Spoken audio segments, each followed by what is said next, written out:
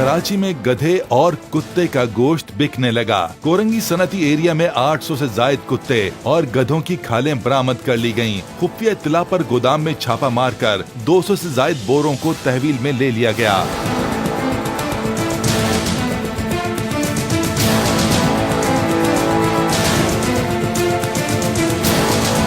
मुल्जिमान ने बोरों में खालें छुपा रखी थीं। खालें पाकिस्तान के मुख्तलिफ शहरों और अफगानिस्तान से जमा करके चीन भेजी जाती थीं। इब्तिदाई तफ्तीश में पता चला कि गोश्त कराची के पोश इलाकों के होटलों में भी फरोख्त हुआ। पुलिस का कहना है कि मुल्जिमान से मजीद तफ्तीश की जा रही है।